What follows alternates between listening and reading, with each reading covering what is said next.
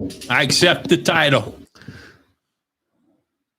Look at us. We're live. Okay. That's what live looks like. That's what live looks like. All right. Let's see. What's that rabbit behind me with horns? You ready? Yeah.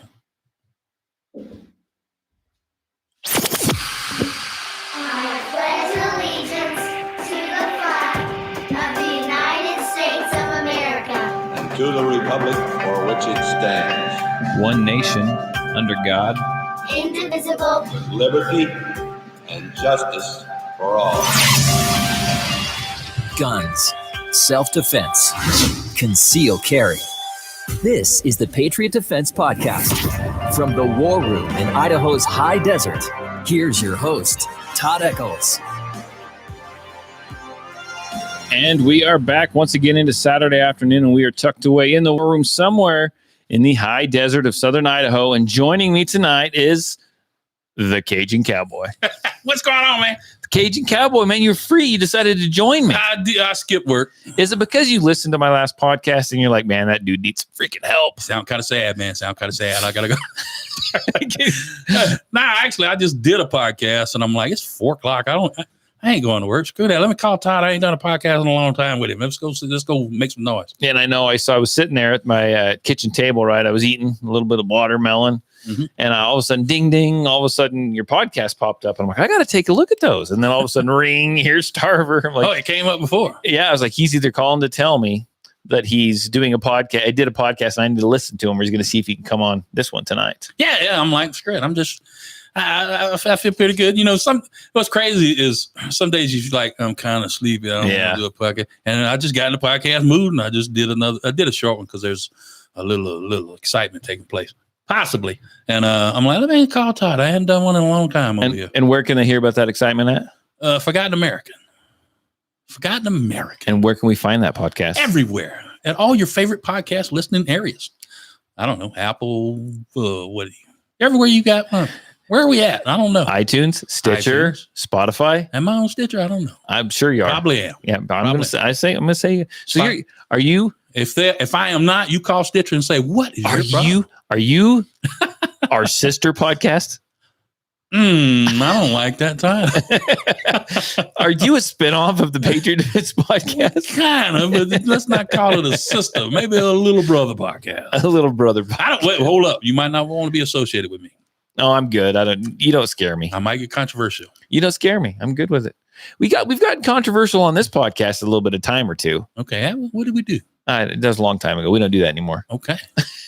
I'm trying to think what we've talked about before. We've irritated some people, right? Well, kind of need to. Yep.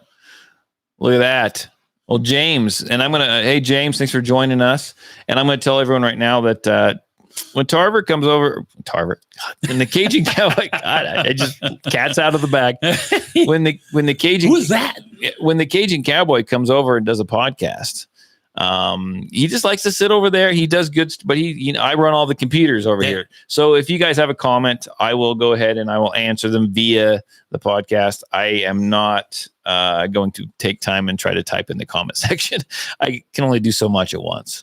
Okay, James says you're controversial all the time.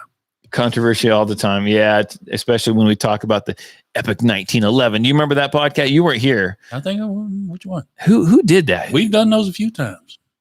Yeah, no, I did one where I played a bunch of stuff about the 1911 and then just tore it apart.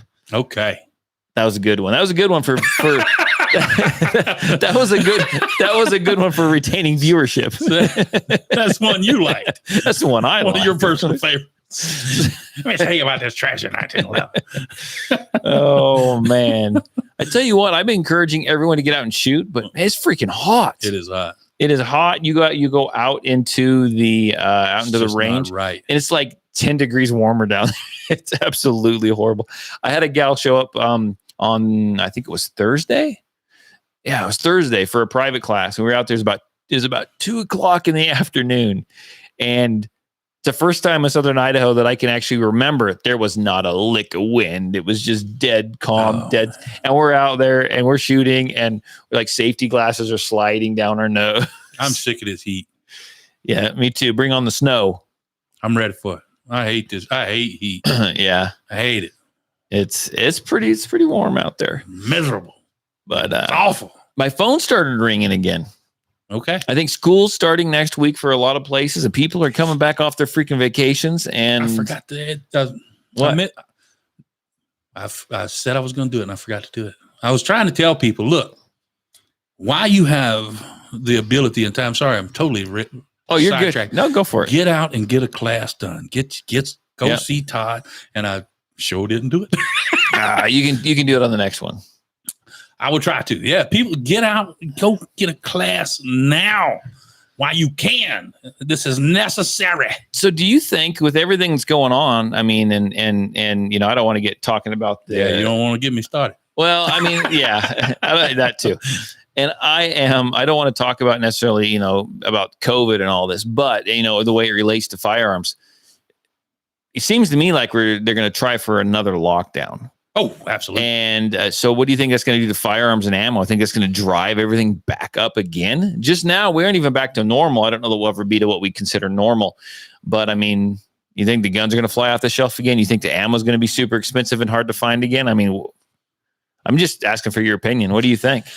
I don't know. I don't know if it'll have a big effect on firearms. The lockdown, once they start...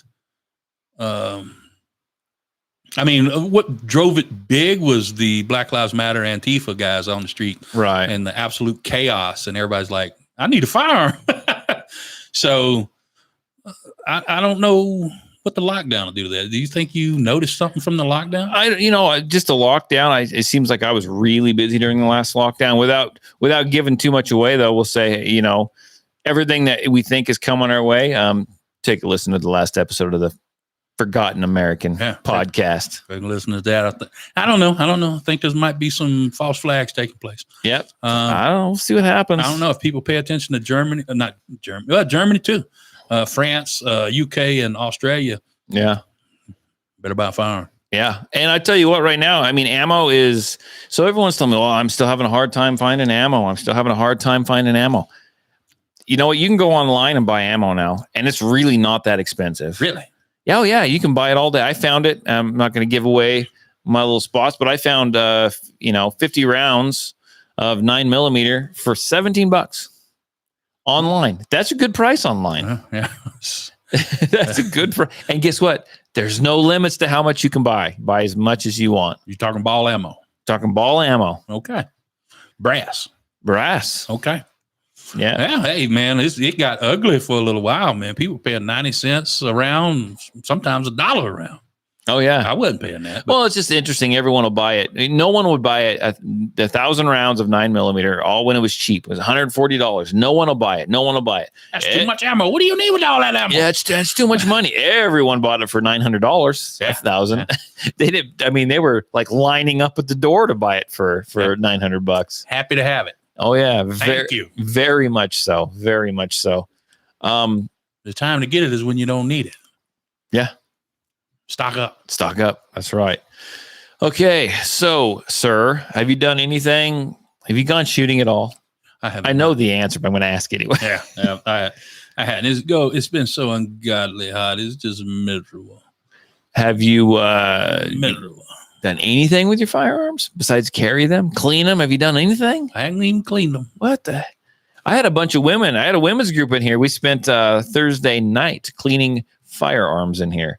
And I tell you what, you run around, everyone knows, a lot of them knew how to take their guns apart. Some of them didn't. And then you always come up against that little gun. You're like, oh, I don't know how to get this one apart. Pull up the YouTube video. Some of them are a little tricky. Ruger. They were so awful. Yeah. Old Ruger 22s. They were the most. I broke one. I took it apart and cleaned it and I put it back together and it didn't work. I'm like, all right, send it to Ruger. Which one was it? The SR22 or? Yeah. So I have awful. I have a few of them that have a couple guns they bring. Some of them are like the Target type. They're like the Ruger 22s, like the Target, the weird looking ones, right? And then they have like their 9mm. And when they brought them in, I was just praying, please tell me you want to clean your 9mm. I don't want to figure out how to take one of these other 22s apart, man. Well, now everything, for the most part, is so easy to clean that, I mean, it's simple breakdowns. It's you pull the spring. There you go. Blah, blah. Wrap it up. Wipe it off. Spray it down. Put it back together.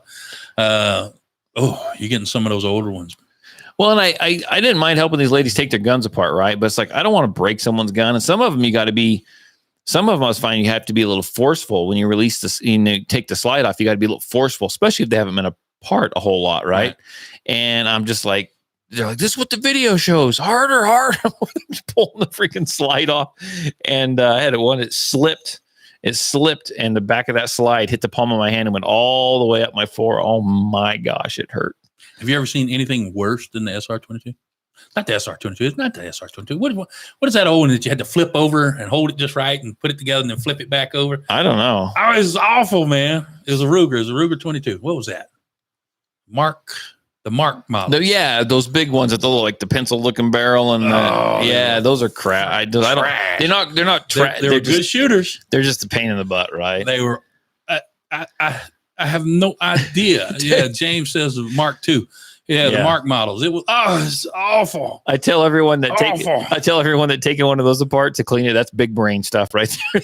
Well, the new one, they screwed up the trigger and has an easy breakdown. Right. So I think that's the Mark IV. Yeah.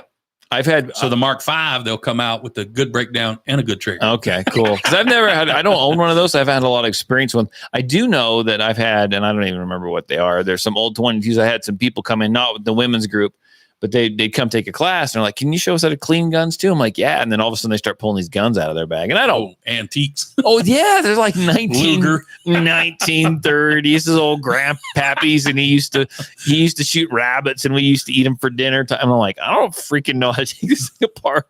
And I don't want to be there wrenching on your gun, right? I had a couple of the women in my women's class. So they took them apart. They cleaned them. They put them back together. And they're like, do you want to go ahead and shoot this for me? I'm like, no, I'm not going to shoot it for you. You didn't screw anything up that bad. I promise you. So that's pretty bad. Yeah. But I tell you what, I've never seen, and I mean, maybe it's just me, right? Just get a tree. Like what we used to do. Reach around a little small tree. Well, here's the thing. So years ago, I've done this before. I took a semi-automatic shotgun apart, like really stripped this thing down to clean it. Uh-huh. I put it back together and I'm like, I don't know if this is right. Everything seems to cycle, and I give it to my son to shoot. Go shoot this for me. I sacrificed my child. Watch him through the window. Let me know how it works. Got your phone out, press 9-1. I'm waiting on you, boy. Oh, shoot. You want to eat? All I got to do is press 1. Oh, my gosh. Okay. Fun time. Sorry. I was thinking about sacrificing my son like that. You got more. I do. I got 2. So you got spares. Yeah, I got spares. Yeah. Oh man. So I have TPC. So that'd be the Tactical Performance Centers coming down in a couple weeks for their class that I'm hosting them at down here. They got a handful of people here to take the class. I'm kind of looking forward to that. It'll be kind of a big deal for Patriot Defense, right? Okay. I'm a little tiny range, but I'm hosting a bigger school to come down here and teach some classes. That's not this weekend. That's the next weekend. They'll be here for 3 days, a Friday, Saturday, and Sunday. You got people signed up for you? I do. So they didn't sign up through me. Signing up people. People don't sign up through me. They have to go to their link. I saw the list. It's nobody that I know, but I mean, there's people, I don't know if they live here, if they're flying in. I have no idea, right? I mean, I traveled when I went and took their class. I mean, I traveled like 8 hours or something. Oh, yeah. So it's kind of fun, right? I mean, how long's the class? It's 3 days. Wow, they're going to do 3 days on your range? Yeah. 3 days. It'll be kind of fun. I'll get to see it again and relearn it again too. You get a refresher course. Yeah, it'd be kind of fun. Wow, from what you said, that's a hell of a class. It's a must-have. It's everybody talks about how this is must-have and that's must-have and this is must-have. Right. Am I loud? You were loud. Go. You're good though. I'm not blowing people's ears. I was just doing a podcast. I'm popping peas hard. Popping peas. Yeah, so I got to do something about that. You're good. You just kind of jump up and down. Okay, I'm sorry. No, you're fine. Whatever. I don't care about the people's ears who listen. I don't care. It's a pro sex wearing. You're a little excited sometimes. So, big news, man. So tell everyone what your favorite gun is. The Canic. The Canic. Favorite handgun, yeah. And there's a new Canic. A new Canic. A new Canic on the market. Should we hear about it? Should we listen? Let's listen. Let's hear it. We got fancy here. I remembered I actually had a soundboard, and we're going to use it this Cool. time. All right, here we go.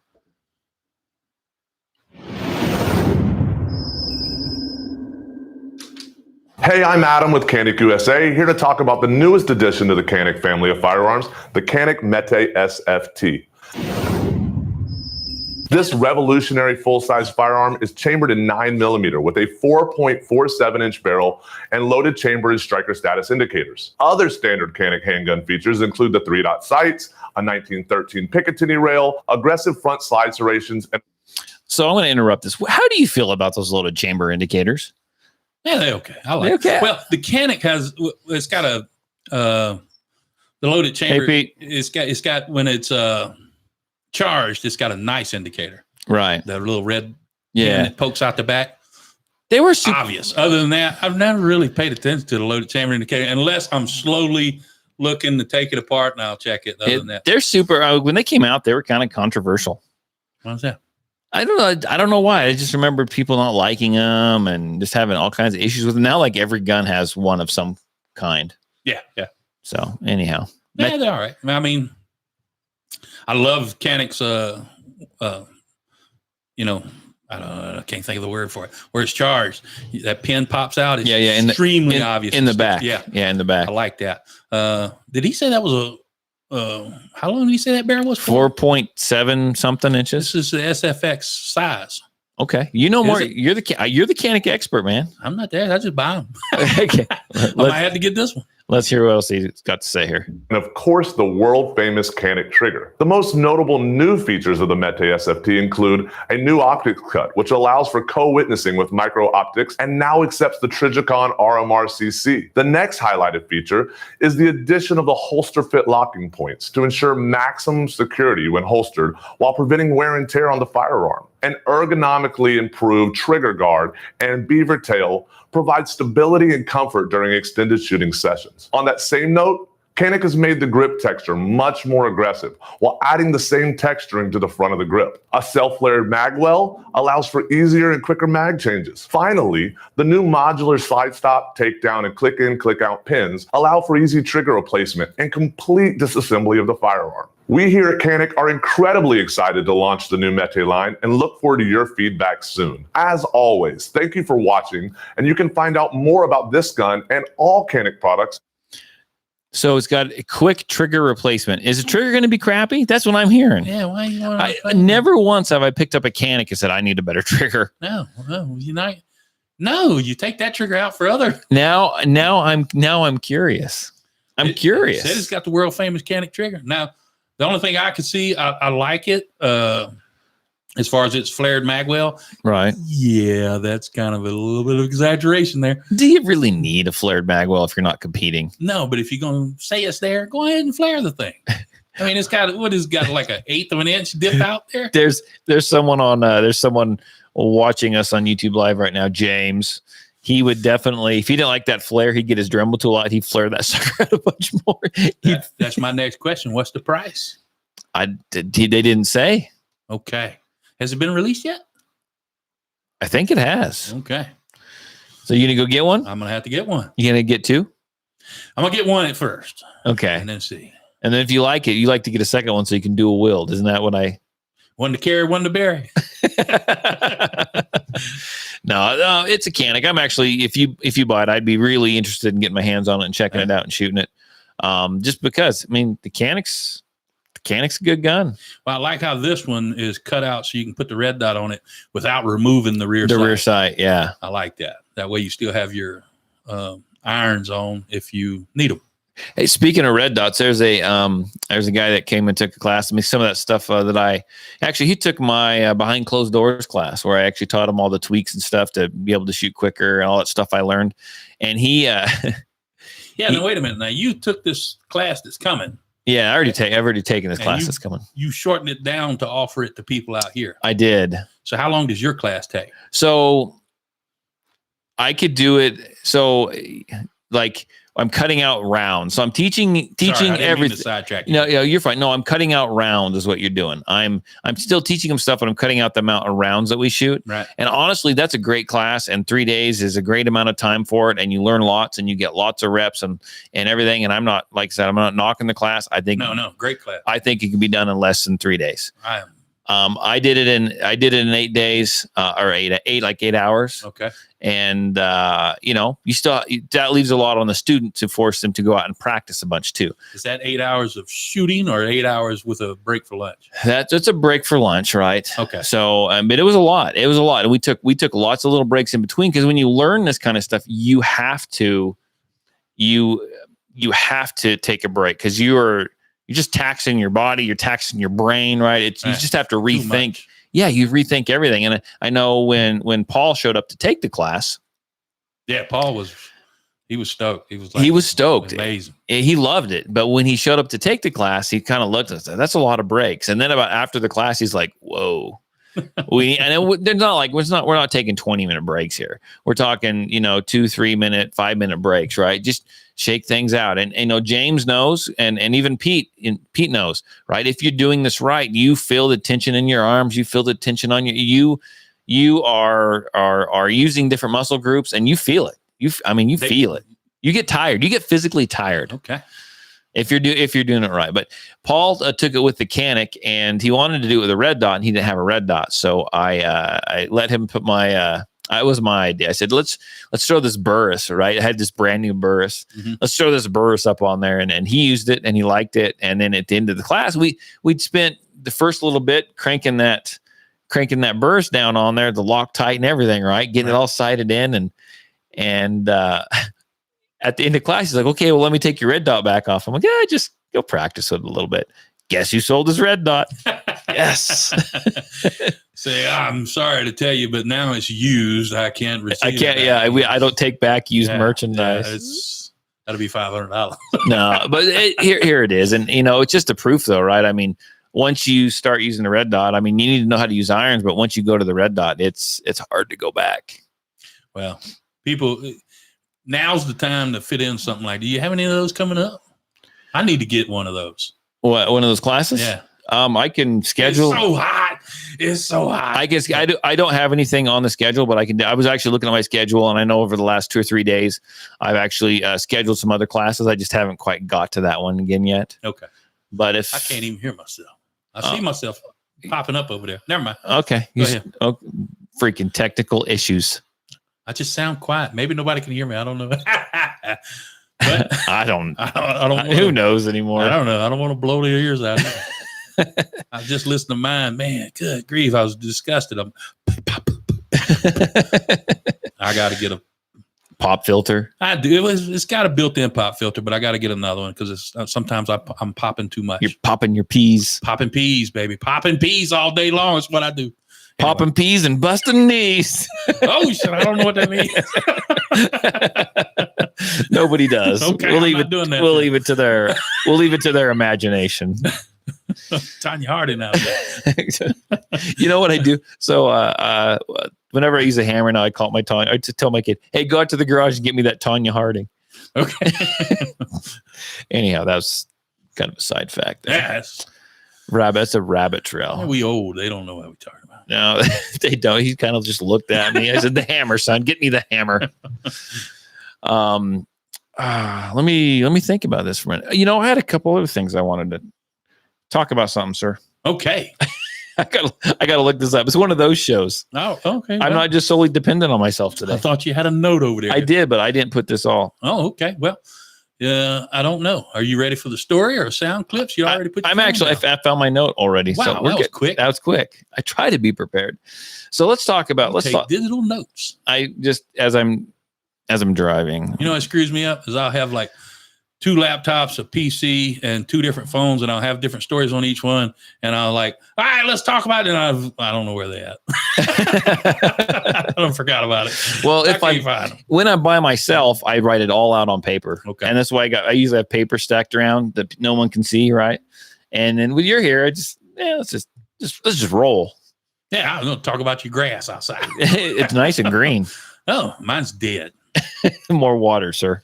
Well, my lawn guy came by and set up my, I don't know why I'm going down here, set up my sprinkler for the year and, set up the timing and all that stuff and didn't turn it on. So it died. And one day I'm passing by, I don't pay attention to it. One day I'm passing by and it's all brown. I'm like, bruh. It said, yeah, you went about a month without water during that severe heat. So we're trying to bring it back now. You were being a fine, upstanding citizen and conserving water, and you didn't even realize it. I didn't know it. So now I'm flooding it, and I'm getting patches of green and so why the hell did you pay weeds. him? You tell him you get a month for free. He killed your grass. Well, he came by and cut it. I'm like, hey, brother, there ain't nothing there to cut. You can stop doing it. That was his master plan. But it ain't nothing to cut. I'm like, you stirring up dirt, man. So anyway, no, real quick, I got to catch up on the comments here. I was looking at the comments. It says James asked. He says he wants to try behind closed doors. Does he need it? James, you've already had most of it. Okay. It was just fine. James comes over and I've given him most of the stuff, most of the stance. And if you want to take it again, James, you're more than welcome to. But I'll have you. But honestly, you've already taken most of it. It's just in a few different sessions, right? I've given James enough, but he powered through them with his 1911s. Whoa. Yeah. Red dot powered 1911s. 45s, huh? 45. How many rounds is that? 9 mils.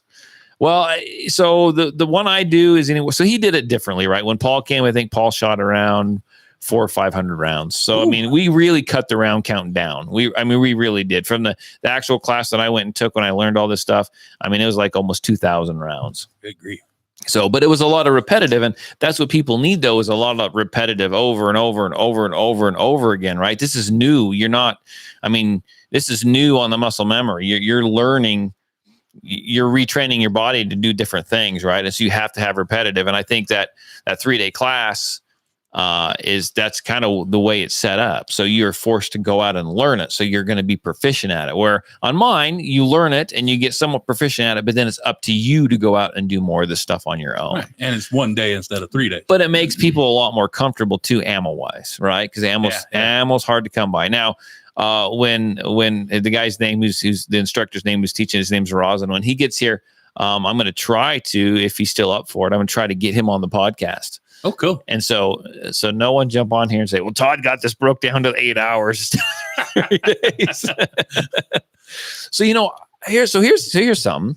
I used to feel a little bit bad, right? I go and I take these classes. I come back and teach all the stuff I learned, right? Well, that's what everybody does. But that's what everybody does. That's right. It's what everyone does. I talk that's to why instructors go take classes. Yeah, I talked to it is. So I talked to another instructor, and he's taken tons of classes, and he owns a big school out of like San Diego, and they go all over. They go to Chicago. He goes, every time I go take a class, Todd, he goes, I'm going to gain knowledge, but if I'm spending a lot of money, I'm going to make it pay in the future. Yeah. And he's like, I go down there and he's got the money to do. He goes down there with a freaking camera crew. No shit. He records every class that he takes. I'm surprised they let him do that. Yeah. He goes, if they don't, he just doesn't go. Every class that he takes, because really I'm paying for knowledge. Once I got it, it's my knowledge now. Well, yeah. And you teach it, right? You teach it a little differently, possibly, right? Yeah. So, that's what you're doing. That's what everybody does. That's what college is. You go and get their knowledge and you apply it. Regurgitate. Yeah. You take that and then you apply it. Yeah. And you adapt it and change it where you see fit. So I don't know. It's just kind of I guess I'm learning as I go here. That's what everybody does. Yeah. So I want to talk about, I've had some people in classes over the past however many years, and, I can think of some a little more recently too.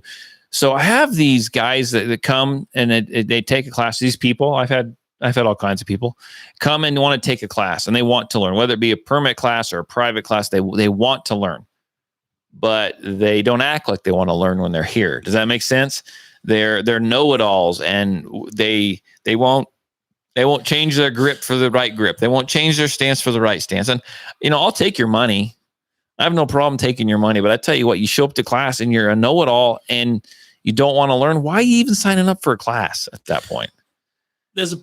I think people want to, one of two things. Either some people like that, and I'm not trying to say all of them. Some people want to show up and let you tell them how great they are. And some people want to learn, but they want to argue, and you got to beat it in their head. Yeah. And it's like, I ain't got the time for all that, brother. Just do what I say and check it out. Right. And just like you do, go take a class and take what you can and use it.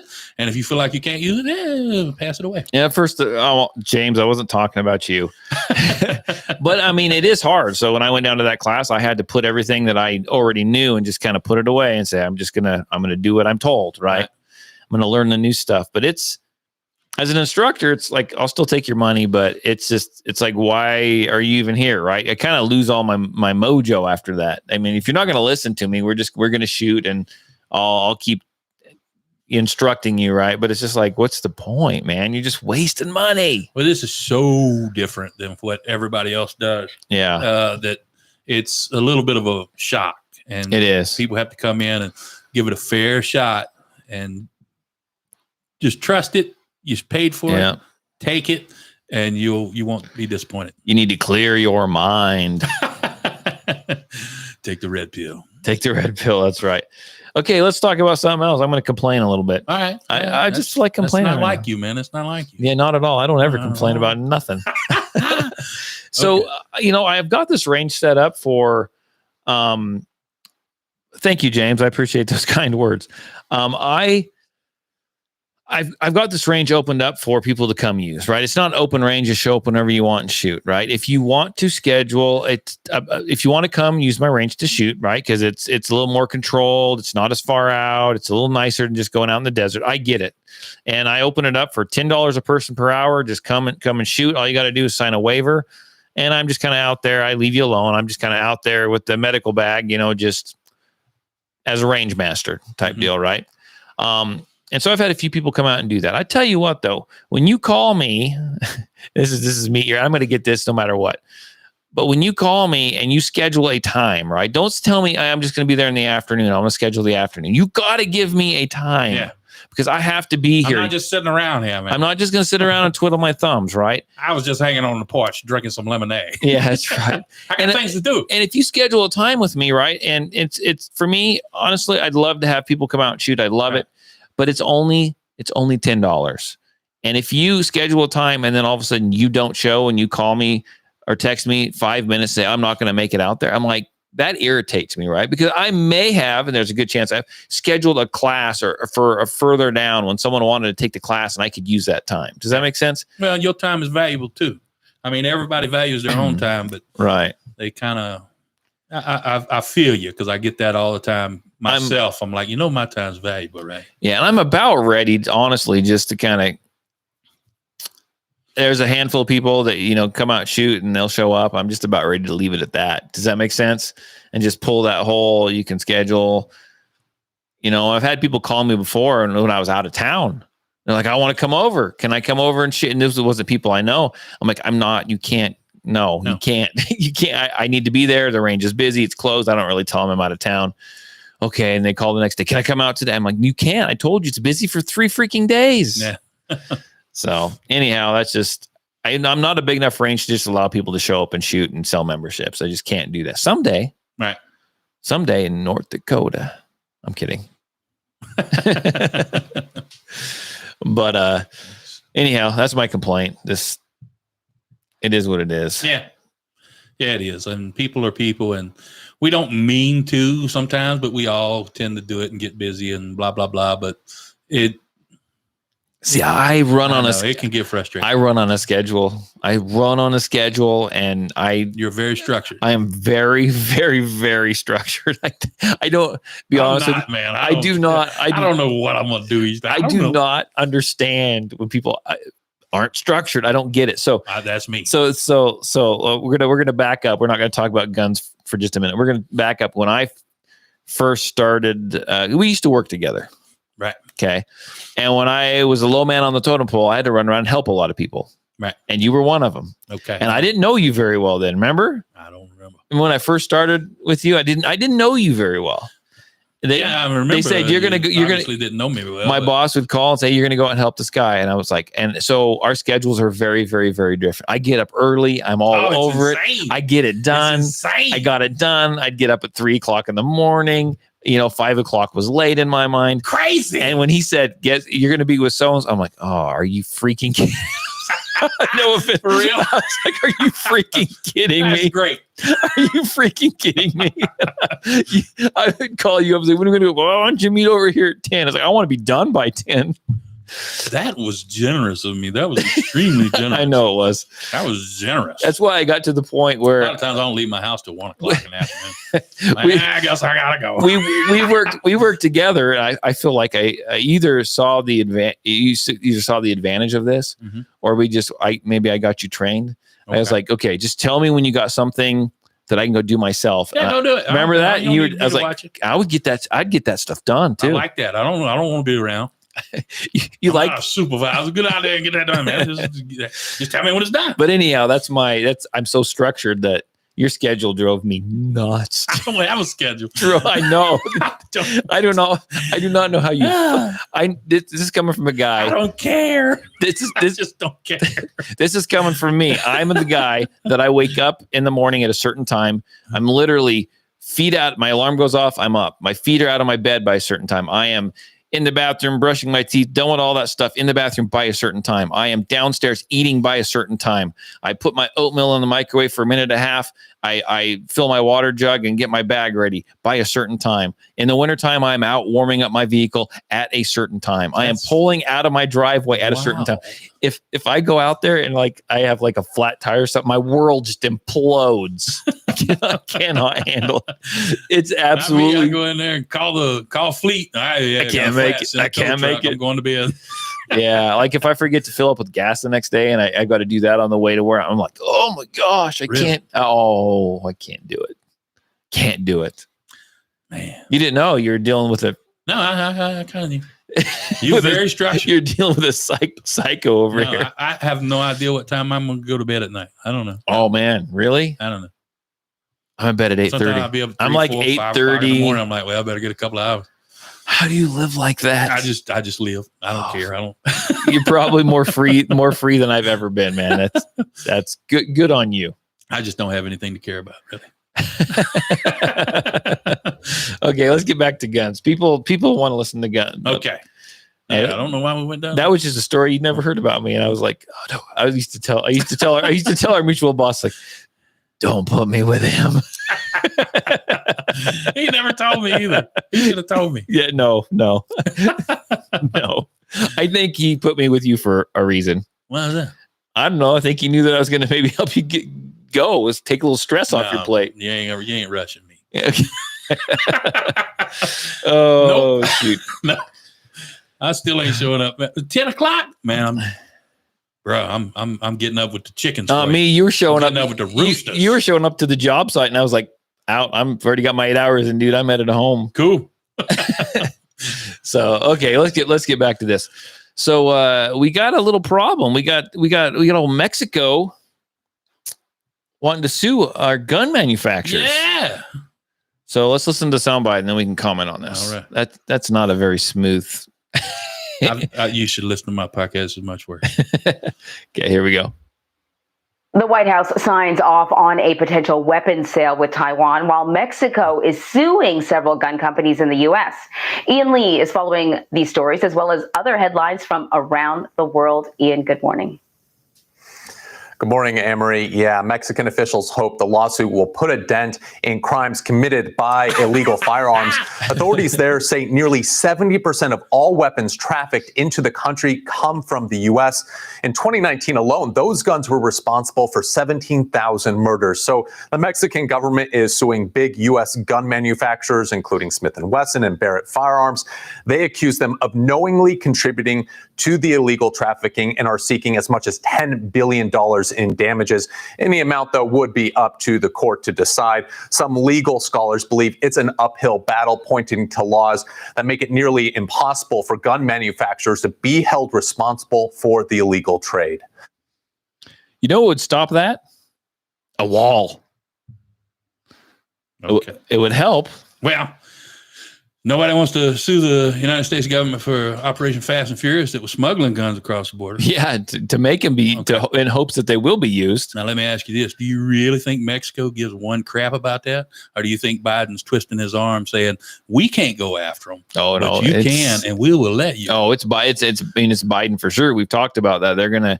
Oh, we did. I'm just back up. And we talked about they're going to come at it from every angle known to man, right? A little bit here, a little bit there, a little bit over here, and that's what they're going to do. We'll let foreign nations and the Justice Department's going to stand down and let it go to court. And you've seen the kangaroo courts we got going on right now. Yeah. This is completely run by the White House. I guarantee it. I can't guarantee. You got the Cajun Cowboy seal of approval. It sounds like you got the Cajun Cowboys guarantee.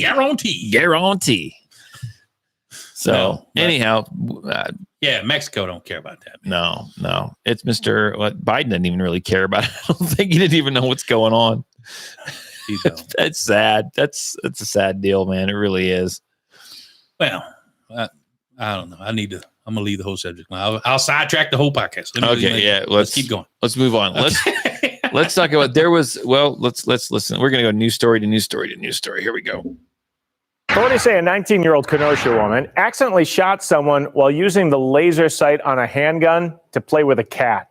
As it turns out, the person shot is also facing charges for something else. Fox 6's Angelica Sanchez joins us live in Kenosha. Angie, this is a weird one.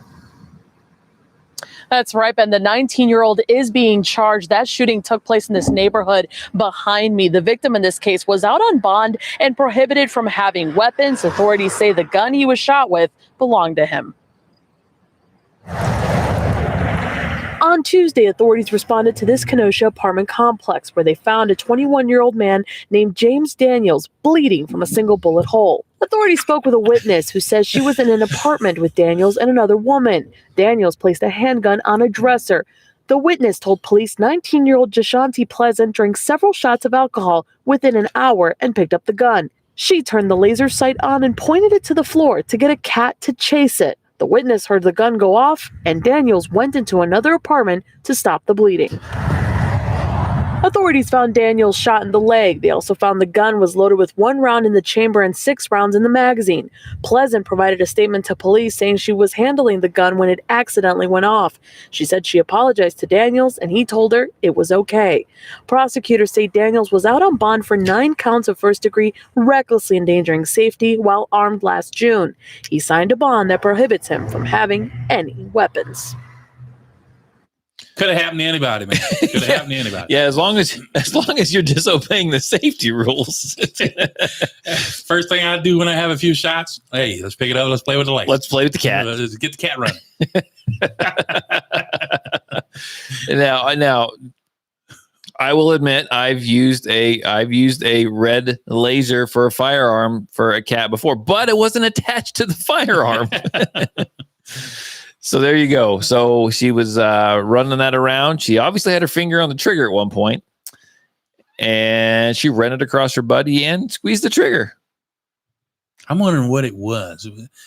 So, I mean, what kind of firearm has six rounds? 6 in the magazine. 1 was in the chamber, and she'd fired 1. So that would be 8 rounds. What holds 8 rounds? 1911. Was it a 1911? Yeah, it's got a laser on it. I mean, there true. are some that have rails. James had put one on there. He'd figure out how to do it with his Dremel tool.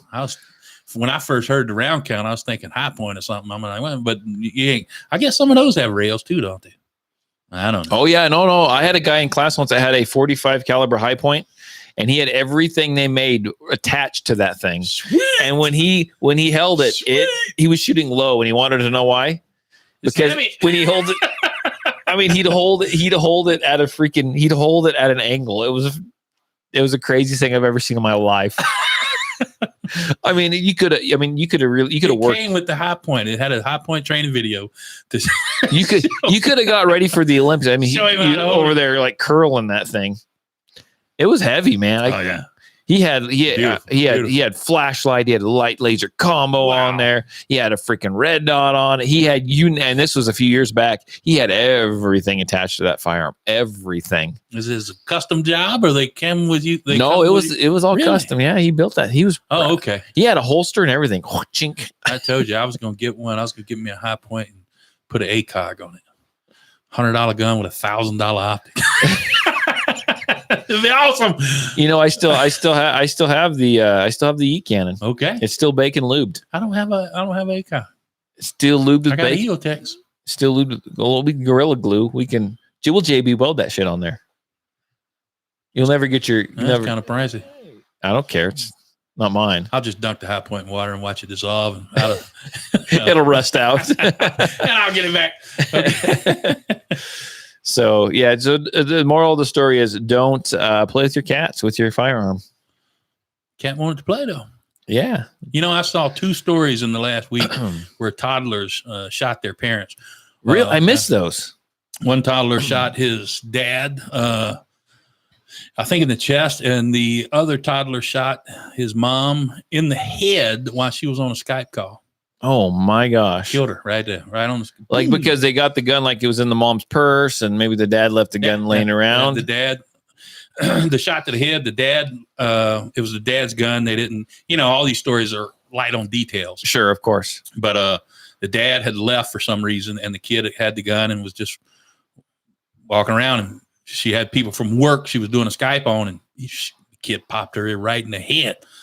Killed his mom. Gosh, I missed that story. Yeah, and the other one, the kid thought he had a toy and popped the dad in the chest. I tell you what, let's do this. Let's talk about safety again, right? I mean, if you have a firearm, if you carry off the body, so you carry in a bag, in your purse or whatever. Tell you what, just because it's in the bag doesn't mean that gun's in a safe place, man. No. Do not leave your purse. Do not leave your bag down low where your kids can get it. Either put the gun on you, put the bag up higher, better yet, put it in the safe. Yeah. You're at home. You don't need your stuff right there anyway. I mean, your purse anyway. Just throw it in the safe, lock it up. You leave it down, kids get into it. I do not know how many times, and my wife doesn't carry a gun in her purse, right? But so I've got grandkids now. That's the first thing my granddaughter does when she comes here is go to grandma's purse and open it up and start digging around looking for candy or gum or whatever, right? It's the first thing that they do. And that's one reason why my wife actually doesn't carry a firearm. She doesn't want to carry it on herself because for her, it's just uncomfortable. She doesn't like it. And doesn't want the responsibility of having it in her purse because she's just drops her purse everywhere. Right. I mean, and how many times have we, where's your purse? I got to go. I can't find my purse. And well, you need to know where that is, especially if there's a firearm in it. Right. So it's just one of those things. Just because it's in your purse does not mean it is safe. There's a lot of holsters for women, though. There's a lot. There's nice holsters. You got bra holsters. You got belly bands. You got thigh bands. Women can have guns everywhere, man. No, they can. And for guys, we're a little more. Yeah. I think there's more variety for women than there is men. There is. Like a lot more. A lot more. It's some little TikTok. Somebody sent me, and this lady, you couldn't tell she had a firearm. She came up, she pulled out like 5 full-size firearms. I'm like, jeez. They say strapped up. They say they're curvy, so it's a little harder for them to carry. But depending on where you're curvy at, you can hide a lot more stuff, man. Yeah. If I get curvy, I can't hardly carry one. We're going to resort to the prison wallet. Yeah. It limits you. It definitely does. So what else we got? I'm looking at my list over here. Okay. So let me pull up my computer. I found this article. It was actually sent to me by Bathroom Paul. Okay. And it is, I can't look at you. I got to look at over here. Okay. Right. You don't need to look at it. Okay. I'll look at you. I'm not going to do anything on the screen. I know. You can trust me. By the way, Pete, I know you still have that 380. It hasn't slipped my mind. I got to wait for business to pick up a little bit. So anyhow, 5 critical mistakes made by defensive gun owners. So I'm going to go down these, and I'm not necessarily going to read all this, but I'm going to read each mistake and we can discuss them. How's that sound? Okay. And if you're listening to this on YouTube, you can jump in as well. So mistake number 1, and I agree with this 100%, not learning your defensive handgun, right? You don't go out and shoot it. You need to go out and shoot it. You need a class of some kind something, right? I even have people, and I understand, and I haven't required that they take the actual permit class with their carry gun. Most of them do. There's still a good portion of them that use their 22 because it's cheaper. I'm like, come on, man. I mean, you're taking the time to go and put in the, get your permit to go take this class. Take it with your defensive handgun. Take it with the one you're going to carry. So you know how to run it. You know how it feels. You develop the muscle memory around that firearm. To me, it just makes sense. Right. You agree? Yeah, of course. I mean, and a lot of people do that. They'll take something out that's cheap on ammo, or, it's almost safe queen kind of category you get here, and they'll take their go to church gun. Yeah. They take their nice one and wear it to work or whatever. So yeah, you got to get used to the gun you got. Not only that, different guns are different. The trigger pulls are different. You need to get that sunk in your head. Especially you were teaching some people with revolvers how you got that set action. I can't think of the name of the uptake. Yeah. And once you learn that, you just need time with that. The more time you have, the less mistakes you'll make. Classic example is I had a shotgun by the bed for a long time. And I'm like, you know what? I don't pick that shotgun up. I don't know what the safety is. Right. I don't know if the red dot is safety or the red dot is fire. Which one is it? So I'm like, that's not good. So I put an AK by the bed. Yeah. There you go. Problem solved. There you go. James says, how can you not know the new gun? Hell, you fondled the thing at the shop weeks before you bought it. Once at home, it's like the honeymoon night for weeks. I just buy them. No, if you're going to carry, you do need to go out and shoot. You got to develop those neural pathways, right? And it's got to be with the gun you're going to carry. You can still go out and shoot your other guns, but my gosh, put some time in. You want to know if that gun's going to run. You want to know if it's going to run with your defensive ammo. You going to want to make sure it doesn't malfunction. Right. I mean, all that. Maybe it's got a safety and you're not used to an external manual safety. You got to practice with that as well. Maybe you went from a striker fired to a single double. You got to figure out that trigger press as well. So take your time, learn it. Okay. Mistake number 2. James can comment on this one. Mistake number 2, rotating your daily concealed carry gun. Does that really say that? Yep. I'm just kidding. James, you're making mistake number 2. You're rotating your daily concealed carry gun. No, I'll give it to James. He goes out and he practices with each and every one of his firearms, and he's not going to carry something he's not sure of. And but he does switch out his guns. And he did comment back there that because I told you my weird, very structured lifestyle, that he said that explains the one concealed carry gun that I use, and only that one. But so I think I think he's laughing. I think that if you've got lots of guns, right, and you do want to carry them, that's fine. Just learn them inside and out. But for the average Joe, most people, to be honest with you, are only going to spend that much. They're going to have 1 or 2 guns, right? And they're going to carry that one gun. Most of the people I have in my class, they have one firearm, right? And that's a lot of them. They bought it. They want to carry it. They learn how to carry it. They learn how to shoot it, right? That's it. That's it. Most people won't put in enough time to learn the one gun. Yeah. Let alone rotations. Let alone rotations. That's a lot of time. That's a lot of ammo. It is. It very much is. James has a weekly firearm rotation, and I think his kids help him pick it out. So, but he knows how to shoot them. So I'm not busting James for that. So mistake number 3, not carrying with a round in the chamber. We've gone over this. I've gone over this numerous times over the last couple of months. Carry with a round in the chamber. You've got to get good at it. You've got to figure it out. You need proper gear, proper holster to have confidence in your gun, confidence in the safety as far as keeping your finger off of the trigger, right? The gun's typically not going to go bang unless you depress that trigger. Learn how to do everything correctly, and you should be fine with carrying with a round in the chamber. Now, we're trained, right? The safety rules, right? Never... don't load your gun until you're ready to fire it. We've been trained that since we were in, Cub Scouts or Boy Scouts or at summer camp or whatever, right? Well, we're talking defensive handguns, ones that you're going to carry. They need to be chambered. You need to be able to save precious time on having the gun chambered and ready to go when you need it. Agree. Do you agree? Oh, yeah. When you get down to seconds, and it's for each person's comfort, but you kind of turn it into a security blanket. You watched the guy at the church shooting. What was that in Texas? Yes. The one who got killed because he had the gun in the wrong position. He wasn't ready to immediately pull it and be on target.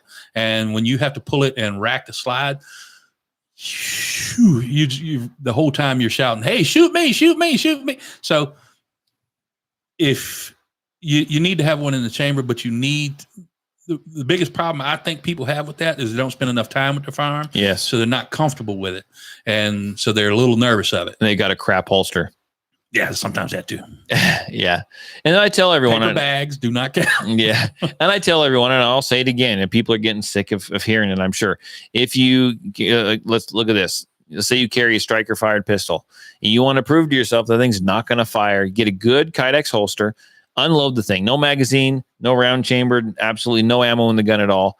Rack the slide, which sets the trigger, right? Put it in your holster, carry it around your house all day long. At the end of the day, grab the firearm. It's still going to be unloaded because you didn't add any ammo to it. Point it in a safe direction and go ahead and squeeze the trigger and find out if that trigger broke or not, right? And you're going to prove to yourself that, hey, I carried this gun around all day long and the thing didn't fire. Do that. It helps you get somewhat comfortable with it, and it helps you have faith in your gun and faith in your holster and just faith in yourself. A good holster is an extra safety. It is a key, yeah. It's an extra safety. Your gun's not going to go off in a good holster. Yeah. So I like it. Don't get us Uncle Mike's. Don't get an Uncle Mike's. My gosh. Get one that's snug on your gun, a Kydex, and that is your safety. In my women's group classes I have this summer, we spent like 2 whole classes talking about holsters and correct holsters and types of holsters and why we need to get Kydex and why and what not to get. And I did that because they need to know, right? They're here to learn, but also because when we go to the draw and shoot portion of it, or when we did go, I did not want to have someone with an Uncle Mike's or something that they're going to draw their firearm and then the gun was going to come, or the holster was going to come out with the gun, right? I mean, it's absolutely ridiculous. And, as we're talking about good holsters here, so if you're going to carry a gun, especially if you're a woman, you got to understand that to a certain extent, depending on how you're going to carry, you need to learn to dress around the firearm, right? A lot of these women now, they don't wear belts. They don't do this. They don't do that. And they struggle with getting that holster, even like a paddle holster, to stay put when they draw their firearm, right? There's too much give. They can't get their gun out. The holster may stay somewhat in place, but there's going to be some give to it. It's going to lift up till it hooks, and that messes up their draw. Now, I will say that there is some clips that have been out for quite a while. And I think you can actually go online and buy these clips, and you could typically replace the clips that are on your holster, but they're called the Ulta clips, and they're really kind of cool. They're little metal clips, and they clip. They got teeth on them, and they clip over like your jeans or whatever, and they actually will lock into place, and it just like ratchets down and grips and holds. And I've actually had some women come to class and do a draw and shoot class with that in yoga pants, and the holster stayed in play. I was freaking amazed, absolutely amazed. What is the name of that? It's called Ulta clips. Ulta clips. ULTA? ULTI. Ulti. Maybe I think it's Ulti. I don't know. Okay. I call it Ulti. And you can buy them, and I believe a lot of them you can get them if you have to look at your holster and stuff. I think you can buy them to replace some of the clips that are on your holsters. They're really cool, man. They're pretty handy. I mean, if you wore, this isn't the perfect attire to be carrying a gun in, but like, let's say you wore basketball shorts. Let's say you wore, I mean, you know what I'm saying? Sweatpants. I mean, there's a lot of violence on the basketball court. Yeah. Well, these, I was impressed. It grips like crazy. Or you could do like Tuco and just put a string around your gun and throw it around your neck. There you go. Good, the bad, and the ugly, man. There you go, man. It's right there. It's right there when you need it, right next to your neck knife. There you go.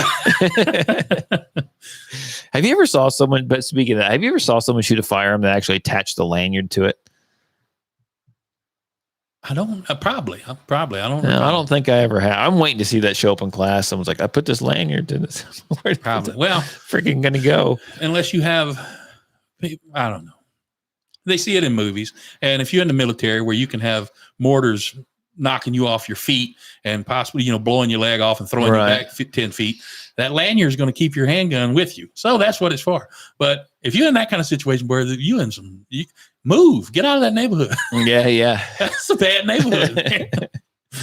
Okay, so here's another one. Mistake number 4. Now, I think I actually probably make this mistake. It says not having a light for nighttime use. Nah, just start shooting. It'll light up everything. Boom, boom, boom, boom. You'll see it. You won't be able to hear. You'll see everything. So I don't know how I feel about this one. I mean, I don't have any lights. I don't have any lights mounted to my handguns at all. I don't even own any lights to mount to my guns. Oh shit! I never have. Right? I mean, sir, if it's in the house, right, a little flashlight's not a bad thing. If you are carrying your firearm, maybe they make little tiny flashlights. I don't mind a separate flashlight, maybe. Right. But I'm not about weapon mounted lights, at least on my handgun. I'm just not. Okay. That's just me. How do you feel about them? We've gone through this before. Different situations. I love them. Right. You will run into problems. You got to get a new holster. You got to get it's not going to fit if you got a weapon mounted light. Sometimes they're great. Sometimes they're just in the way. I mean, do you ever use one to go out like in your basement where it's dark and like look for the cat? No. I got to pull out my Glock here, turn my light. I got to look for the cat. No, I have. I did in California. It was freaking dark. And I don't remember what happened. Street lights were out or something, but it was dark. Someone shot him out. Even now, I keep my outside lights on. I don't know why people don't put lights on outside the house. What's wrong with you? It's so dark outside. You can't see. Oh, yeah. Anyway, somebody was making noise. I had to go check it out. And they wouldn't stop making noise. I'm like, something. Let's see what's going on. And just in case.